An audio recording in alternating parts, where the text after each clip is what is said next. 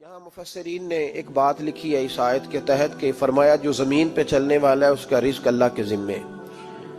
फरमाते हैं कि ये अल्लाह ने हमारी अकल के मुताबिक हमसे बात की है, वरना आसमानों में जितनी मखलूक है रिज़्क उसका भी अल्लाह के ज़िम्मे ही है। यहाँ जो फिल अर्द के लफ्ज़ है ज़मीन पे, वो हमें समझाने के लिए कि तुमने तो सिर्फ ये दुनिया देखी है ना, तो जिसको तुमने देखा है वो सब खाते अल्लाह का दिया हुआ ही है। तो जो हमने देखा था रब करीम ने उसके मुताबिक हमें समझा दिया। फरमाया कुछ तो तुमने देखे ही नहीं, चलो उनकी तुमसे बात नहीं करते, पर जो तुमने देखे हैं उन सब का रिस्क किसके जिम्मे है? अल्लाह के।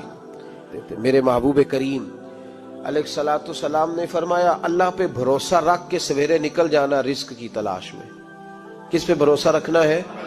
निकलना तुम्हारे जिम्मे है। ये ना कहना कि घर बैठूंगा तो यही आएगा, निकलना तुम्हारी जिम्मेदारी है। जितनी जिम्मेदारी है वो पूरी करना। अल्लाह पे भरोसा करके निकल जाना तुम्हारी जिम्मेदारी है। रब का जिम्मा है तुम्हें रिस्क देना, वो जरूर तुम्हें रिस्क पहुंचाएगा। या रसूल अल्लाह सल्लल्लाहु अलैहि वसल्लम किस तरह पहुंचेगा? तो जरा हुजूर के लफ्जों का हुस्न भी देखिए। नबी पाक सल्लल्लाहु अलैहि वसल्लम ने फरमाया जिस तरह मौत तुम्हें ढूंढ लेती है ना कि तुम कहां मौजूद हो, जब वक्त आता है तो इंसान पाकिस्तान में हो तब भी आ जाता है, जद्दा में हो तब भी आ जाता है, मक्का में हो या मदीना तैयबा में, वक्त फिर भी आ जाता है। फरमाया जिस तरह मौत तुम जहां भी हो तुम तक पहुंच जाती है ना, इस तरह तुम्हारा रिस्क भी तुम जहां मौजूद होते हो अल्लाह वहां पहुंचा देता है। तो या रसूल अल्लाह सल्लल्लाहु अलैहि वसल्लम किस अंदाज में? तो फरमाया निकल जाना तुम्हारी जिम्मेदारी है। फरमाया सवेरे परिंदे भी निकल जाते हैं और शाम को जब लौटते हैं तो अल्लाह उन्हें पेट भर के रोजी अता फरमाता है। हालांकि उनको नहीं पता होता हमारा कारखाना कहाँ है, हमने कहाँ जाके मजदूरी करनी है। उनको नहीं पता होता कि हमारा दफ्तर कहाँ है, हमने किस ऑफिस में बैठना है। उनको नहीं पता होता कि हमने कहाँ जाके माल खरीदना है और कहाँ से हमने फिर उसको दोबारा बेचना है। उन्हें खबर नहीं होती। अल्लाह पे भरोसा करके निकल जाते हैं। निकलना तो तेरे जिम्मे है कि नहीं? फरमाया वो तो ड्यूटी कर, शाम को अल्लाह जो रब परिंदों को रोजी देता है वो तुझे भी अता फरमाएगा। तू जिस हाल में है, क्योंकि तूने अपना ये हाल खुद नहीं बनाया, जिसने बनाया है वो बड़ा बेहतर जानता था कि तू इसी हाल में उसे अच्छा लगता है। तू उसे इसी हाल में, एक बुजुर्ग थे तो उनकी तबीयत बड़ी अलील होगी, बीमार हो गए, तो अल्लाह ने आजमाइश दी तो कीड़े पड़ गए वजूद में। एक कीड़ा यहां से खा रहा था, अल्लाह वाले बड़े राजी रहते हैं उसकी रजा पे। तो कीड़ा यहां खा रहा था तो नीचे गिर गया, तो बाबा जी ने उठा के फिर वहां रख लिया। कहने लगे जब उसने तेरी ड्यूटी मुझे खाने की लगाई है तो मैं इस बात पे राजी हूं, तो तू नीचे क्यों गिरता है? बट ठीक है खा, जब उसने तुझे ड्यूटी जो तेरी लगाई है। सालबा बिन अब्दुर रहमान एक सहाबी थे, सालबा गालिबन नबी पाक सल्लल्लाहु अलैहि वसल्लम की खिदमत में आए। कहने लगे या रसूल अल्लाह सल्लल्लाहु अलैहि वसल्लम गुर्बत बड़ी है, मेरे लिए दुआ करें अल्लाह ज्यादा माल दे। तो महबूब सल्लल्लाहु अलैहि वसल्लम ने फरमाया तो जिस हाल में अच्छा है वो तेरे लिए बेहतर है, जिसमें तू है वही हाल तेरे लिए मुश्किल है ना ये जवाब सुनना। या रसूल अल्लाह सल्लल्लाहु अलैहि वसल्लम दुआ कर दे। तो महबूब ने क्या फरमाया? फरमाया तू जिस हाल में है ना वो हाल तेरे लिए बेहतर है, उसी में रह। नहीं हुजूर दुआ करें। फरमाया सालबा तू बाज आ जा। हुजूर दुआ करें। फरमाया तू बाज आ जा। 2-3 दफा का जिद की। महबूब ने फरमाया जा, फिर अल्लाह तुझे ज्यादा पैसे देगा। चंद बकरियां खरीदी, इतनी बरकत हुई कि बकरियों के रेवड़ बन गए। फिर कुछ बकरियां बेच के गाय खरीद ली, उनके भी रेवड़ हो गए। फिर कुछ ऊंट ऊंटनियां ले ली, रेवड़ ही रेवड़। पहले 5 वक्त मस्जिद में आते थे, अब फजर और इशा रह गई। फिर माल ज्यादा हुआ तो मदीने शहर में कोई जगह ही नहीं, मदीने से बाहर हवेली खरीदी, फिर जुमा ही रह गया। जुमे के जुमे आते, ज़कात का हुक्म आया। मेरे नबी करीम अलैहिस्सलाम ने हजरत अबू हुरैरा को भेजा। फरमाया जा उसे कह तेरी ज़कात बनती है 2.5%। तो सालबा के पास हुजूर ने पैगाम भेजा। पहले तो कहा तेरे लिए बेहतर नहीं माल, जब इसरार किया तो बड़ी बरकत हो गई, बड़ा आया तो फरमाया ज़कात दे, 2.5% ज़कात है। जब सोचा कि 5 ऊंटों पे एक बकरी जाएगी और बड़ा सारा मुझे देना पड़ेगा, अब जब गौर किया तो ये तो ना कहा कि मैं नहीं देता, حضرت ابو ہریرہ سے کہنے لگے نبی کریم علیہ السلام کی خدمت میں عرض کرنا کہ میں خود آؤں گا۔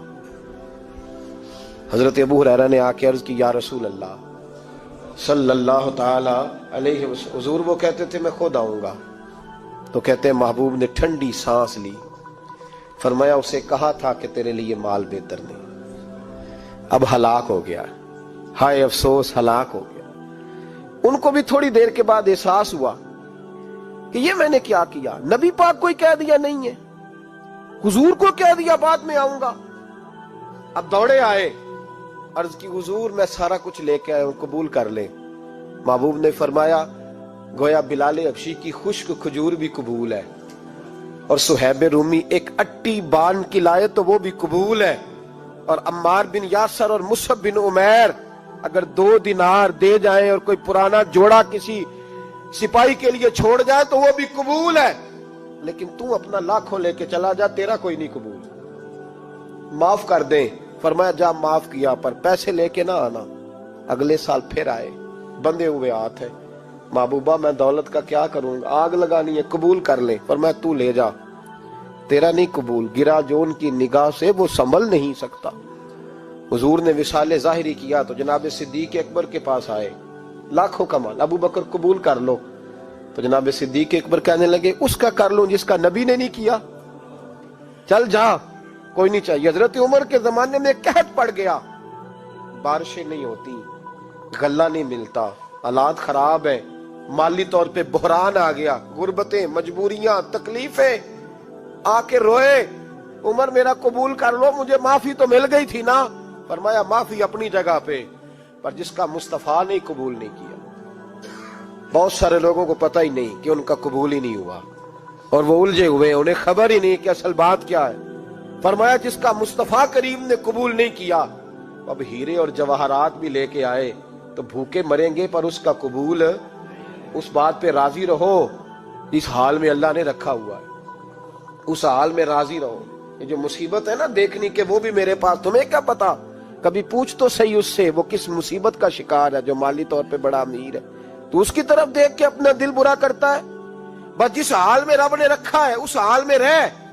حضرت عثمان غنی کے زمانے میں تو وہ وصال کر گئے، لیکن بھائی تو جس حال میں تیرا رب تجھے رکھتا ہے اس حال میں رہ، تیری مالی پریشانیاں ختم ہو جائیں گی۔ امام شافعی فرماتے ہیں جن گھروں میں لوگ فجر کی نماز کے وقت سوئے ہوتے ہیں ان گھروں میں رزق نہیں آتا۔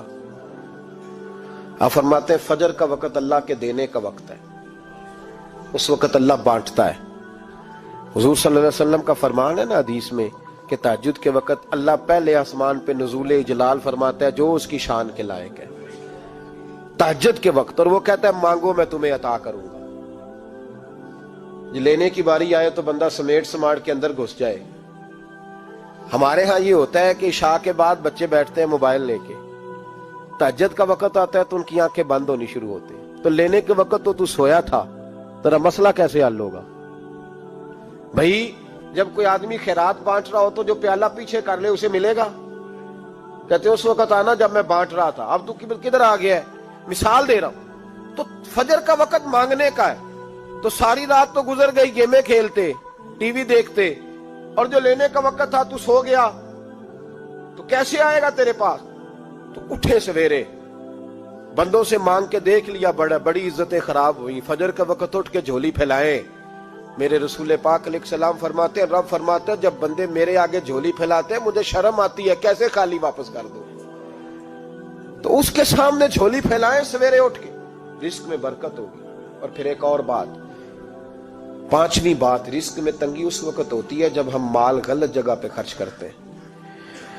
اللہ مال دیتا ہے اپنے فضل سے، اور جب ہم اسے ضائع کریں، مثال دیتا ہوں، میرے پاس ایک شخص نے آ کے کہا حضرت جی بچی کی شادی ہے، یا میرا گھر میں کوئی بیمار ہے، یا بڑی آزمائش ہے، 10,000 کی ضرورت ہے، میں نے تھما دیا اس کو، پھر مجھے بعد میں پتا چلا کہ اوہو وہ تو عیاشی کر رہا ہے پیسوں سے، وہ تو چلا گیا کہیں گھومنے اور فلاں ہوٹل میں، مہنگے ہوٹل میں بیٹھ کے کھانا کھا لیا، تو میرے دل پہ کیا گزرے گی اس شخص کے بارے میں؟ بلا مثال و بلا تشبیہ سمجھانے کے لیے اللہ نے مال دیا فضل سے، اور اگر عیاشیوں میں لگا دیا۔